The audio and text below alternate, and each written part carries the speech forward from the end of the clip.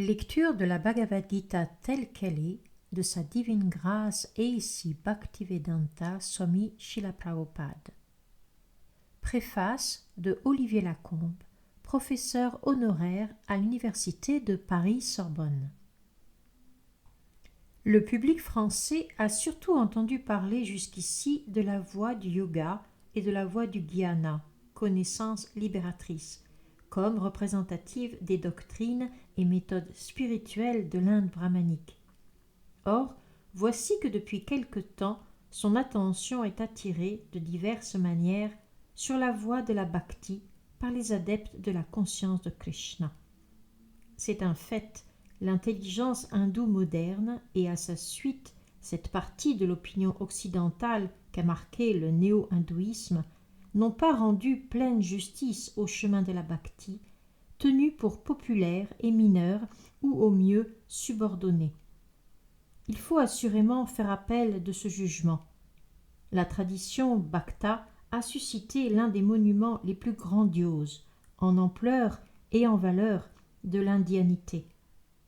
Certaines de ces manifestations peuvent apparaître déconcertantes, surtout lorsqu'elles se présentent hors du cadre indien. Mais il convient de voir au-delà.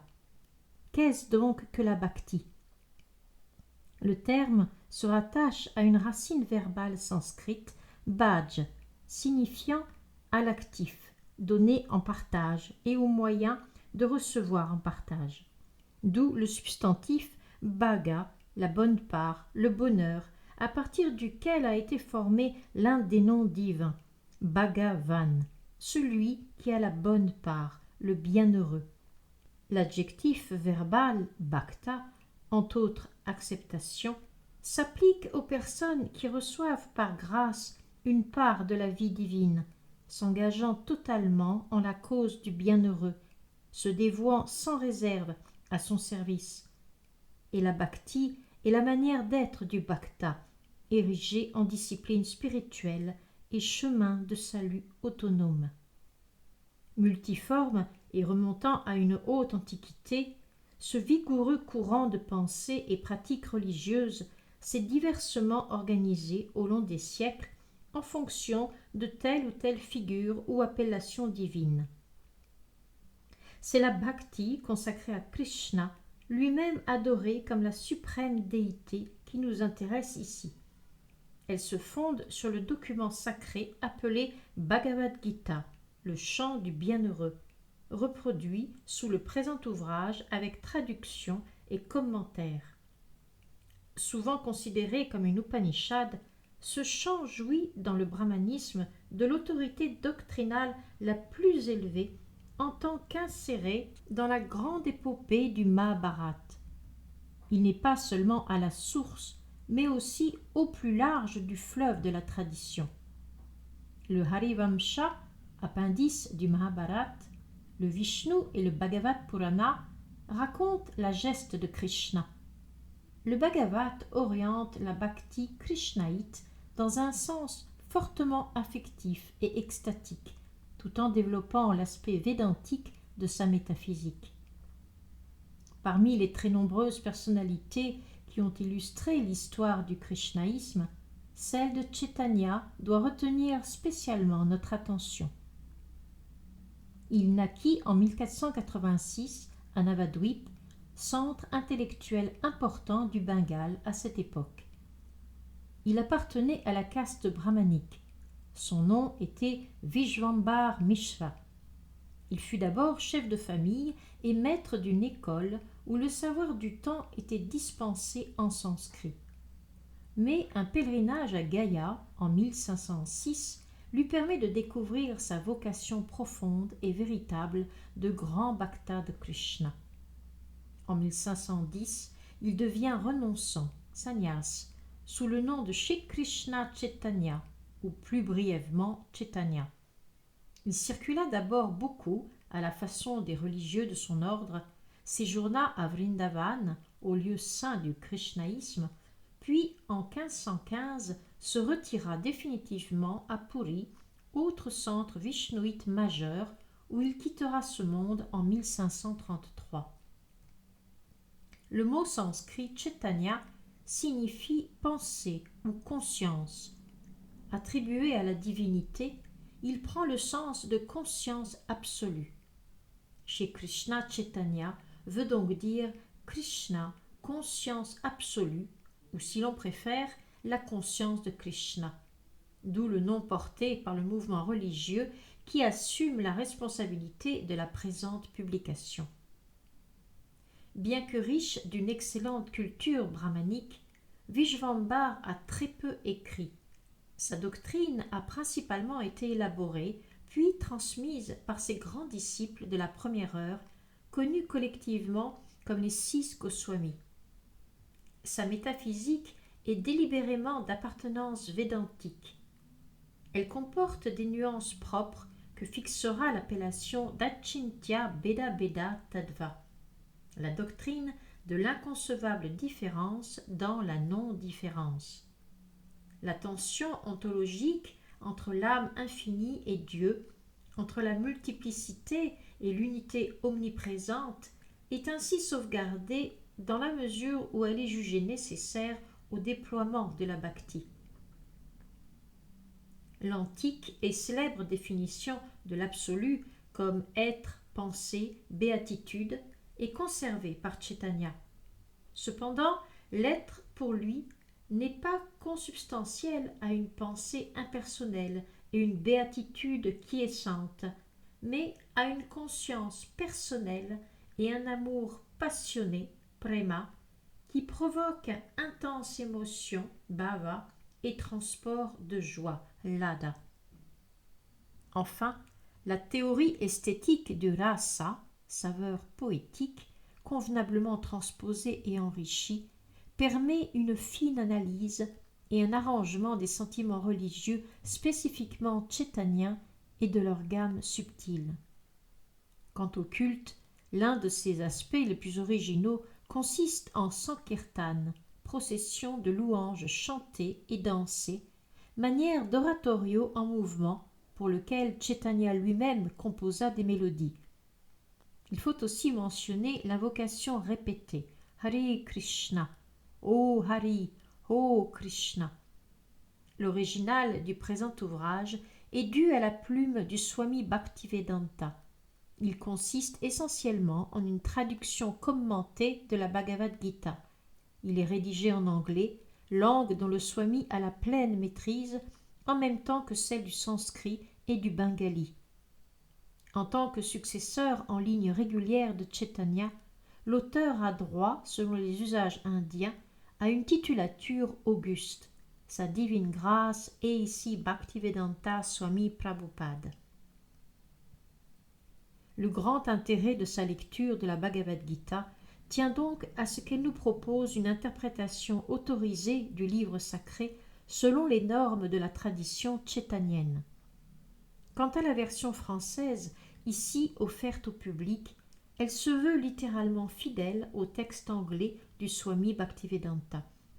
Elle s'interdit d'apporter, de son chef, aucune contribution philosophique ou doctrinale inédite. Venant d'un indianiste et philosophe chrétien, cette préface ne saurait se donner pour l'acte d'allégeance d'un adepte, mais aller de la part de quelqu'un pour qui le christianisme est la vérité éternelle, un geste de sincère amitié. Olivier Lacombe, professeur honoraire, Université de Paris-Sorbonne. Olivier Lacombe est également docteur ès-lettres, ancien conseiller culturel auprès des services diplomatiques français en Inde, ancien directeur d'études à l'école pratique des hautes études, 5e section, à Paris, doyen honoraire de la faculté des lettres de Lille, ancien directeur de l'Institut de civilisation indienne et l'auteur de nombreux ouvrages sur la philosophie et l'indianisme. Situation historique de la Bhagavad Gita.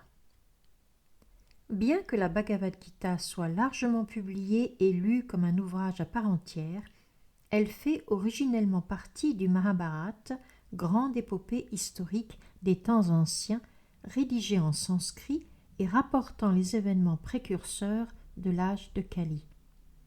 C'est au commencement de cet âge, quelques 50 siècles plus tôt, que le Seigneur, Krishna, énonça la Bhagavad Gita à son dévot et ami intime Arjuna.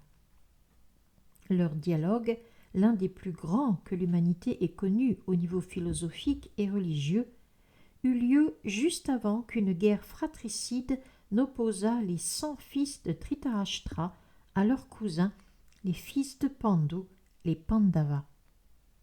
Les deux frères, Dhritarashtra et Pandu, nés dans la dynastie Kuru, étaient les descendants du roi Bharata, qui jadis gouverna la terre et dont vient le nom Mahabharata. Dhritarashtra, en tant que fils aîné, aurait dû hériter du trône impérial. Mais en raison d'une nécessité native, le pouvoir échut à son frère cadet Pandu.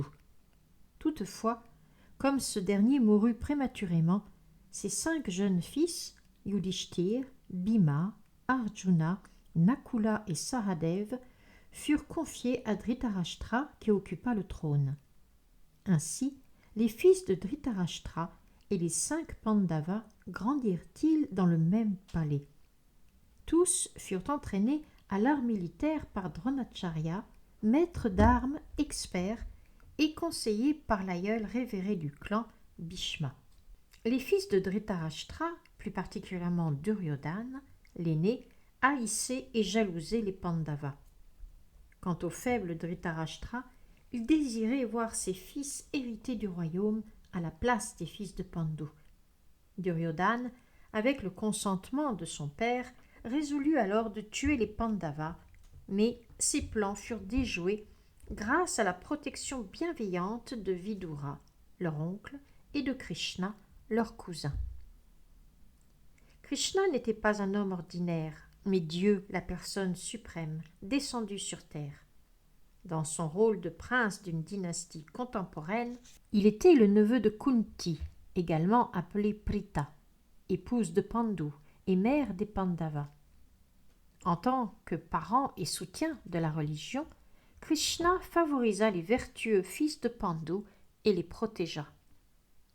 Finalement, le rusé Duryodhana réussit à défier les Pandavas au jeu. Au cours de ce tournoi truqué, Duryodhana et ses frères s'emparèrent de Draupadi, la chaste femme des Pandavas, et tentèrent de la dévêtir devant toute l'assemblée des rois et des princes. Ce n'est qu'en vertu de l'intervention de Krishna qu'elle put éviter le déshonneur. Puis Duryodhana déposséda les Pandavas de leur royaume et les força à un exil de 13 ans. Ces 13 années écoulées, les Pandavas demandèrent à bon droit de reprendre possession de leur royaume, ce que Duryodhana refusa tout net. Comme un prince ne pouvait assumer de fonctions ailleurs que dans le gouvernement, ils limitèrent leur requête à la souveraineté de 5 villages. Mais Dhritarashtra les accabla de son mépris. Jamais il ne leur accorderait fût-ce assez de terre pour planter une aiguille. Jusque-là, les Pandavas avaient toléré les insultes et montré une grande patience. À présent, la guerre semblait inévitable. Comme les dirigeants du monde étaient partagés en 2 camps, les uns s'étant ralliés aux fils de Dhritarashtra, les autres aux Pandavas, Krishna offrit d'être le messager des fils de Pandu. Il se rendit à la cour de Dhritarashtra pour tenter d'intervenir en faveur d'un règlement pacifique. Sa requête fut repoussée. La guerre aurait donc lieu. Les Pandavas, purs dévots du Seigneur de la plus haute vertu morale, reconnaissaient en Krishna Dieu la personne suprême, alors que les fils de Dhritarashtra, dénués de piété, s'aveuglaient sur sa nature divine. Krishna offrit de participer à la bataille en respectant le désir de chacun des protagonistes. Il ne combattrait pas en personne, mais ordonnerait que ses propres armées rallient un camp, tandis que lui-même rejoindrait l'autre en tant que conseiller. Duryodhana opta pour les forces armées du Seigneur, tandis que les Pandavas préférèrent avoir Krishna à leur côté. C'est ainsi que Krishna devint le conducteur du char d'Arjuna. Le décor est à présent planté. Les armées, déployées en ordre de bataille, s'apprêtent à combattre. Krishna, debout entre les lignes ennemies, donne à Arjuna son enseignement divin, la Bhagavad Gita. Notons brièvement que la plupart des traducteurs anglais de la Bhagavad Gita ont presque toujours écarté la personnalité de Krishna et présenté l'ouvrage selon leur propre conception philosophique. Sous leur plume, l'histoire du Mahabharata devint pure mythologie et Krishna un procédé poétique pour présenter les idées de quelques génies anonymes ou au mieux un personnage historique mineur. Mais Krishna, conformément à ce que dit l'ouvrage, est à la fois le but et la substance même de la Bhagavad Gita. Cette traduction et le commentaire qui l'accompagne se proposent d'amener le lecteur à Krishna et non de l'éloigner de lui. En ce sens, la Bhagavad Gita telle qu'elle est unique. Unique aussi le fait qu'ainsi le texte sacré devient consistant et compréhensible. Krishna étant le narrateur mais aussi l'objet ultime de la Bhagavad Gita, cette traduction est la seule qui présente ce grand ouvrage en conservant les termes propres. Les éditeurs. Avant-propos. Dans tous nos ouvrages, Srimad Bhagavatam, Sri Upanishad, etc., le verset sanskrit original est suivi de sa translittération, de sa traduction accompagnée des équivalences de chaque mot, puis d'une exégèse détaillée. Ainsi, non seulement l'écrit garde-t-il son authenticité et son haut niveau d'érudition, mais encore la teneur du savoir étendu qu'il renferme devient-elle évidente et aisément accessible. Nombre d'érudits et de dévots ayant émis le souhait de nous voir présenter ainsi la Bhagavad Gita en une édition complète, nous nous efforçons aujourd'hui de répondre à leurs requêtes en leur offrant ce grand livre qui contient l'essence du savoir et des commentaires en tout point conformes à la Parampara, donnant au mouvement pour la conscience de Krishna de solides assises. Ce mouvement est parfaitement authentique, historiquement bien ancré, naturel à l'âme et totalement spirituel, car il s'appuie sur la Bhagavad Gita telle qu'elle est. Il est en train de devenir très populaire dans le monde entier, notamment chez les jeunes, mais les générations plus anciennes commencent également à s'y intéresser. Ainsi, les parents et les grands-parents de nos disciples nous encouragent en devenant membres. Nombre de pères et de mères sont venus m'exprimer leur gratitude pour avoir répandu ce mouvement à travers le monde. Certains d'entre eux estiment même que c'est une grande chance pour l'Occident. Mais en vérité, la paternité de ce mouvement revient au Seigneur lui-même, Krishna, car c'est lui qui le créa au début des temps et le fit parvenir jusqu'à nous grâce à une succession de maîtres. Si quelque mérite nous est attribué pour la fondation et la conduite de ce mouvement, il revient en fait à notre maître spirituel éternel, Om Vishnupad Paramahamsa Parivrajakacharya 108 Sri Srimad Bhaktisiddhanta Saraswati Goswami Maharaj Prabhupada. Notre seul mérite personnel est d'avoir essayé de présenter la Bhagavad Gita telle qu'elle est, sans l'altérer. Car la presque totalité des éditions qui précédèrent la nôtre furent introduites en Occident sur la base de quelque ambition personnelle. En ce qui nous concerne, nous avons tenté, en présentant la Bhagavad Gita telle qu'elle est, de transmettre le message de Krishna, de Dieu, la personne suprême.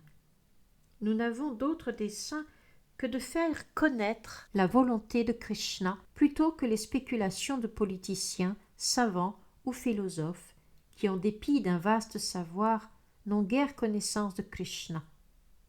Lorsque dans la Bhagavad Gita, Krishna dit « Man mana bhava mad bhakto, mam yaji mam namaskuru », nous ne prétendons pas, à l'instar des pseudo-érudits, que s'exprime ici l'esprit universel qui réside en Krishna et non Krishna lui-même.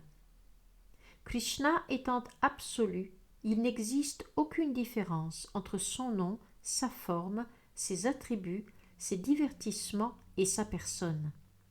Pour autant, cette nature absolue de Krishna est très difficile à appréhender pour qui n'est pas son dévot et n'appartient pas à la parampara, succession disciplique de maîtres. En général, les prétendus érudits, philosophes et swamis, ou même politiciens qui commentent la Bhagavad Gita, ont une maigre compréhension de Krishna et tentent de l'écarter ou de l'occulter.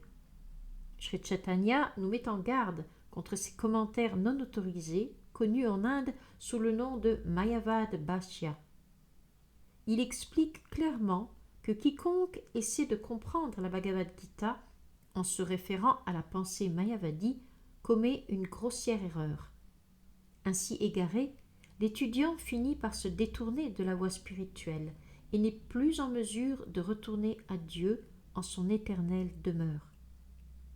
En présentant la Bhagavad Gita telle qu'elle est, nous n'avons pas d'autre motivation que d'offrir à l'étudiant encore conditionné une direction spirituelle qui le mènera au but que Krishna propose aux êtres vivants lorsqu'en chaque jour de Brahma, c'est-à-dire chaque cycle de 8,600,000,000 d'années, il descend sur notre planète.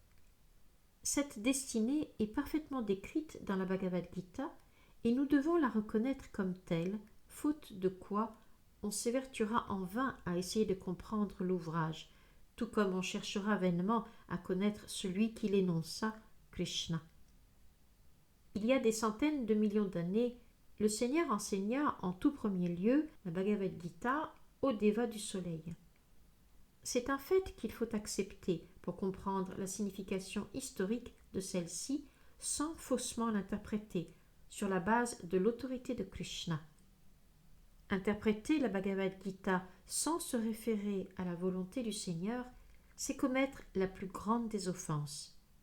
Aussi, afin de se garder d'un tel outrage, on doit, comme le fit directement Arjuna, son premier disciple, comprendre que Krishna est Dieu, la personne suprême.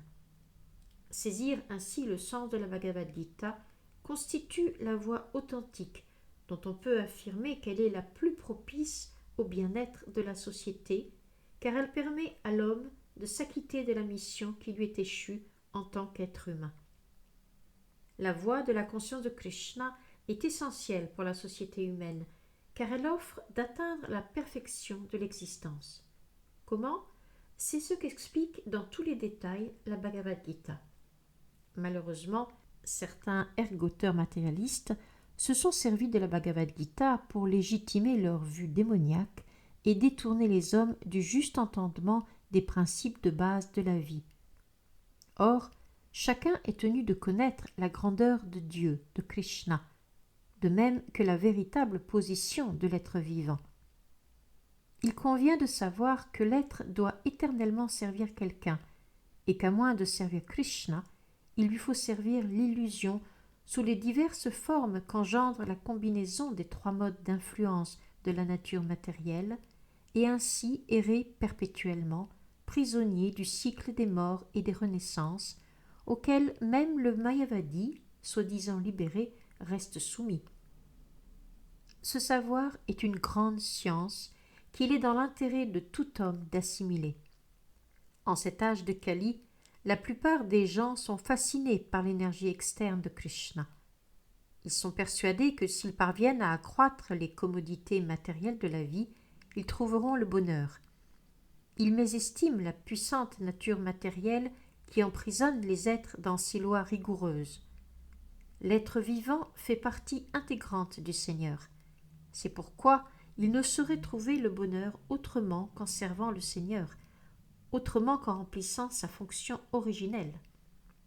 Ensorcelé par l'illusion, il s'efforce pourtant d'accéder à ce bonheur en servant ses sens de diverses façons, et invariablement il échoue, car la plus haute perfection de l'existence consiste à servir les sens du Seigneur plutôt que les siens propres. Ce commandement du Seigneur est l'idée maîtresse de la Bhagavad Gita. Il faut comprendre ce message essentiel que le mouvement pour la conscience de Krishna s'efforce d'enseigner au monde. Du fait que nous n'altérons aucunement la Bhagavad Gita, Quiconque veut sincèrement tirer le meilleur parti de son étude, quiconque veut sincèrement tirer le meilleur parti de notre étude, doit recourir à notre mouvement. Alors parviendra-t-il, sous la conduite personnelle du Seigneur, à un entendement pratique des enseignements qu'elle contient. Nous souhaitons donc vivement que par l'étude du présent ouvrage, la Bhagavad Gita telle qu'elle est, chacun puisse obtenir le plus grand des bienfaits, même si un seul homme, grâce à elle, devient un pur dévot du Seigneur, nous considérerons que nos efforts ont été couronnés de succès. Et ici Bhaktivedanta Swami, 12 mai 1971, Sydney, Australie.